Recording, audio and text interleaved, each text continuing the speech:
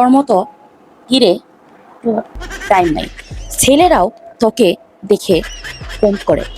এখন কোনোভাবে একটা বুইরা বেটা জোটাইছিলি, সেটারে আব্বা আব্বা কইতি, সেটাও তোরে জায়গা মতো দিয়ে চলে গেছে। তোরে মানুষ যে কমেন্টগুলো করে, তুই কোন লজ্জায় আবার আমার এখানে এসে কমেন্ট করেছিস? আমি যে তোর মতো কিরে নিয়ে কথা বলি, এটা তোর সৌভাগ্য।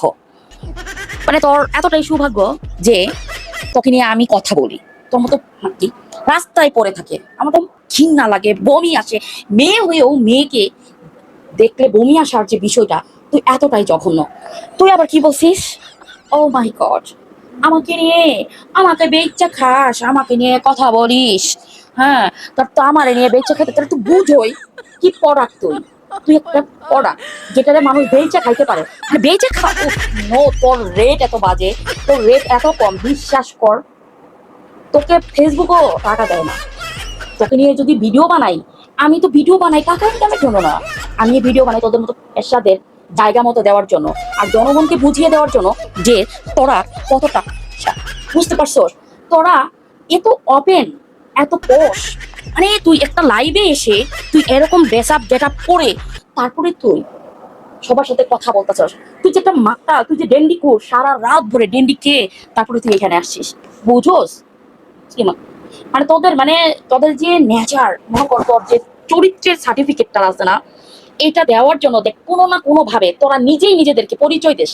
তোদের পরিচয়হীন পরিচয়টা দিয়ে যাস, সেটা জনগণ বলে, তখন তোদের জায়গা মতো লাগে। আমি যদি পারতাম কিছু মানুষ আমি থাপড়ায় জায়গা মতন ফিট করে ফেলতাম। আমি যদি আসলে তোদের মতো এরকম সাথে জন্ম দিয়েছে, তা না হয় তোদের মতো ফকিন্নি অশিক্ষিত 2 দিন হয় নাই, মনে হয় না স্কুলের বারান্দায় কোনোদিন গেছস। এতদিনে আইসে হুমা গো পুরানি গো পুরাই নেই। হ্যাঁ, আমি কেন? হ্যাঁ, each and every single time why me, আমাকেই চুজ করে। কেন চুজ করে? আমি আসতে দিতে চাই না, তুমি আসতে দিতে চাও না, তুমি লাগিতে চাও। Because of why me, each and every single time why me.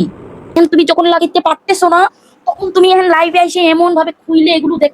তুই জানোস না, ছিলা কলা মাসিই পরে, মাসিও দেখবি টিকিট ধরে চারটে খায় চলে যায়, ওটা কালো হইয়া পচে যায়, ওইটা মাসিও খায় না। তো বুঝোই, তোর মতো ছিলা কলা খাওয়ার মতো রুচি কোনো পুরুষের নাই।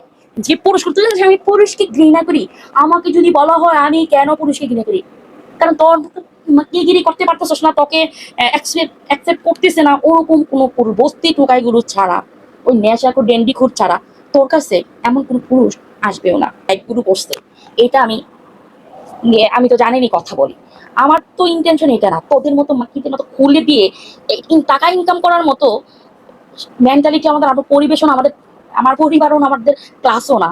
তো এই নোটকিরি করে খাইতে হবে বিষয়টা এমন না, বুঝছস না?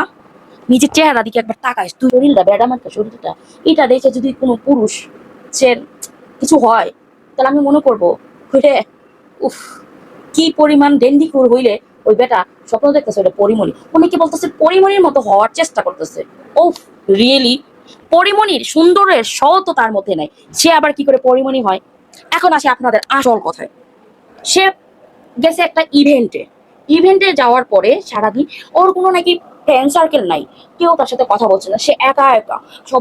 একটা মানুষ লাইফে কি পরিমাণ একা হইতে পারে, এটা হচ্ছে আমি একটা বাস্তব ডেমো। বড় ফ্রেন্ড সার্কেল আছে, সবাই সবাইকে নিয়ে ব্যস্ত, কিন্তু তার কেউ নাই।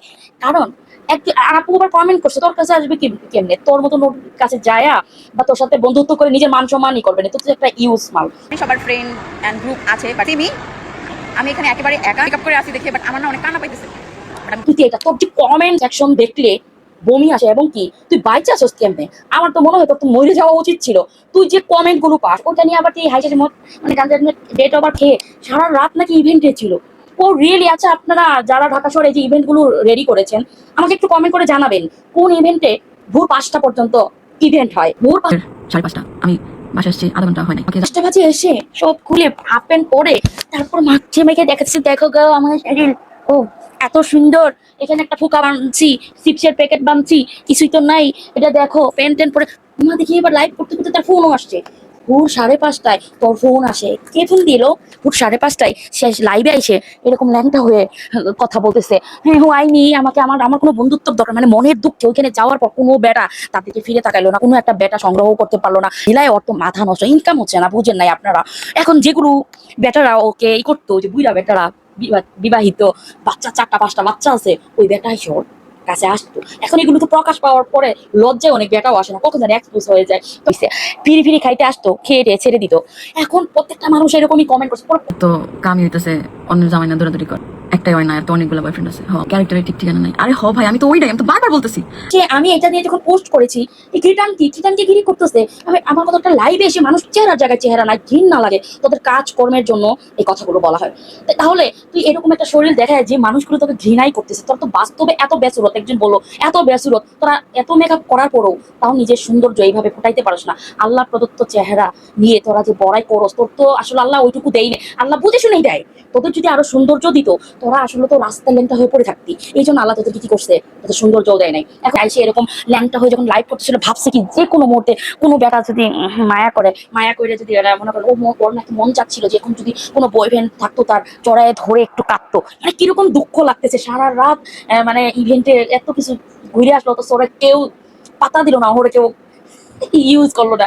এখন ইউজ হইতে না পেরে এই বেটি তো একদম ভোর 5টা বাজে লাইভে চলে আসছে, মনের দুঃখ বলার জন্য লাইভে আসছে। লাইভে এসে তো একদম খুলে দিয়ে লাইভ করলো, একদম দেখালো গাইস এখন আমার সৌন্দর্য রূপে বেয়ে বেয়ে পড়তেছে।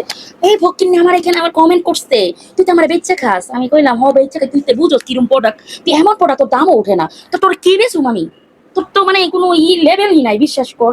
তোর ওখানে প্রতিবাদ বা আমি যেটা সত্য এটা তুলে ধরি, এটা তাদের জায়গা মতো, তোর কপাল যে আমি তোকে নিয়ে কথা বলছি। বুঝতে পারছেন গাইস এখন ঘটনা কোথায়? তো এখন এটা যখন আমি উচিত কথা বলি, সবার জায়গা মতো লাগে। এখন আমি কি করতে পারি বলেন? আপনারা তো বলেন যে রিপা আপু আপনি উচিত কথা বলেন, জায়গা মতো। এক আপু বলছে, আরে আপু বুঝো না, জুতা, এখন জুতাও যদি ওর লেভেলে না হয়, এখন ওর গালে যায় পরে তুমি কি করবা? বুঝো নাই ওর গায়ে কেন লাগে? তো জুতা তো সবার গায়েই লাগে, ওইসব পার্সনদেরকে, নিম্ন লেভেলের গুলো গায়ে লাগে, পায়ে না। সবাই ভালো থাকেন, সুস্থ থাকেন, ইউটিউবটা সাবস্ক্রাইব করবেন। আল্লাহ হাফেজ।